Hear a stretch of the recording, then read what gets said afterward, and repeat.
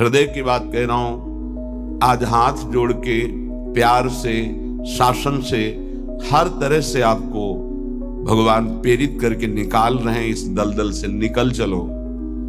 आपको अगर दलदल ही प्रिय है प्रपंच का, तो देख लेना एक समय आएगा कोई समझाने वाला नहीं होगा और तुम्हारी समझ नहीं होगी और तुम्हारा जीवन बहुत दूर प्रभु से होगा। विश्वास करो हमारी बात को।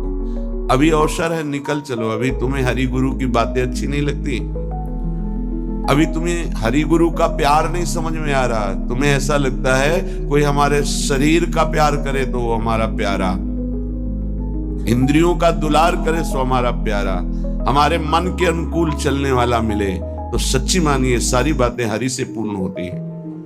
अगर कोई तुम्हें प्यार करता है, हाँ, तो नाटक करता है प्यार का, वो तुम्हारा शोषण करना चाहता है इसलिए प्यार करता है। कौन ऐसा हृदय वाला है जो अपने को न्यौछावर करके तुम्हें प्यार करे? वो केवल हरि, और हरि गुणगान में मस्त भगवत अनुरागी, दूसरा नहीं। तुम तुम्हार सेवक असुरारी, स्वार्थ रहित जग जुग उपकारी। ये समझ में नहीं आता। प्यार का मतलब समझा जाता है, वासनाओं का खेल हो तो प्यार, मनोरंजन हो तो प्यार। हरे मन का भंजन करके, वासना का नाश करके उपासना में प्रतिष्ठित हो जाना, इसे प्यार कहते हैं। जो अविनाशी प्रकृति से भोग कर सुखी होना चाहता है, कभी नहीं हो सकता है। शब्द याद कर लो। खाते खाते दांत टूट जाएंगे, देखते देखते आंख फूट जाएगी, शरीर नष्ट हो जाएगा, पर वासनाएं ज्यों की त्यों रहेंगी और बढ़ती चली जाएंगी। ये जो जलन होती है, यही भस्म करती वासनाओं को। सच्चे उपासना के मार्ग में चलने वाले जलन की परवाह नहीं करते, कष्ट की परवाह नहीं करते, वही उस परम पद के अधिकारी होते हैं। कल एक ने प्रश्न किया कि ऐसा कोई मार्ग बताइए जिसमें कोई कष्ट न हो, भगवत प्राप्ति हो जाए। घर बैठ जाओ। ऐसा सृष्टि में लौकिक मार्ग नहीं है तो अलौकिक मार्ग की क्या बात? अगर आपको 500 रुपए चाहिए तो लेबरी करनी पड़ेगी, 8 घंटे मजदूर बनना पड़ेगा और ठेकेदार की बातें सुननी पड़ेगी। कोई भी कार्य करो आप, क्या सहज है, क्या सुखपूर्वक है, लेकिन आप लक्ष्य जब धन रखते हैं तो बड़े से बड़े कष्ट और कटु वचन को सहते हैं। आप जब दुख से निकलने के लिए लक्ष्य बना लिया भगवत प्राप्ति, तो फिर ये मनोरंजन कैसा? यही समझ में नहीं आता। एक आदमी प्यासा होता है, पानी पिला दे, कभी अगर वो दोबारा दिखाई देता है तो नेत्र नम हो जाते हैं कि एक दिन की प्यास इसने बुझाई थी। जन्म जन्म की प्यास बुझाने के लिए नाम मिला, मंत्र मिला, उपासना मिली, उसका कोई महत्व नहीं। ये तुम्हें प्यार नहीं नजर आ रहा? जो कभी संभाषण नहीं करते थे, देखते नहीं थे, वे तुम्हें अंदर और बाहर दोनों से देख रहे, तुमसे संभाषण कर रहे हैं, ये तुम्हें प्यार नहीं समझ में आ रहा? हमारी तो यही समझ में नहीं आ रहा कि उपासक का लक्ष्य क्या है।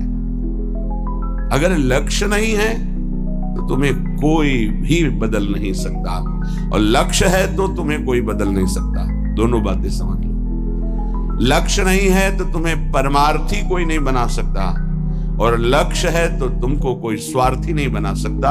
चाहे जितना कुसंग हो जाए, तुम्हारा परिवर्तन नहीं हो सकता, क्योंकि तुम्हारा लक्ष्य है हरि गुरु को प्राप्त करना। उपासक समझिए, एक एक कदम तुमको प्यार मिलता चला जा रहा है। जानते हो, केवल पेट भरने के लिए, शरीर में वस्त्र पहनने के लिए और वास के लिए पूरा जीवन मेहनत करते हैं लोग, तब वो प्राप्त होता है। तुम्हें आदर के साथ ये सब बिना किसी प्रयास के मिल रहा है। किस लिए? तुम भगवान के हो, प्रियालाल के हो, इस बात की तुम्हें इज्जत रखनी है कि तुम प्रभु के दास हो, उसी की सब सुविधा है। अगर दासत्व विषयों का रखोगे तो छल कर रहे हो हमारे प्रभु के साथ। ये छल तुम्हारे हृदय को ताप पहुंचा देगा, ऐसा ताप जो कहीं शांति नहीं मिलेगी। समझ में नहीं आता। मेरे प्रभु उतरते चले जाते हैं, झुकते चले जाते हैं आपको उठाने के लिए। आप ऐंठते चले जाते हैं कि आप कुछ हैं, भोगना पड़ेगा आपको आगे। शब्द याद कर लीजिए, आगे आपको प्रतिकूलता ऐसे घेरेगी कि फिर कोई बचाने वाला दिखाई नहीं देगा, वो आप क्लेशित होंगे। इसलिए सावधान हो जाइए, परिस्थिति को सहना सीखिए। सहत सहत बाढ़े भगति गृह तन गुरु हितगार।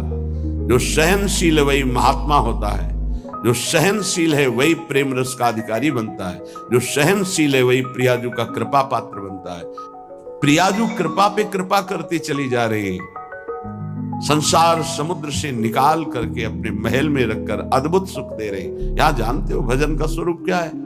रहना ही भजन हो जाता है, पर रह कहां पा रहे हो? यहां तन यहां रह रहा है मन विषयों में, मन नाना प्रकार की कामनाओं की पूर्ति में। क्या वृंदावन वास हो रहा है? ये वनवास है।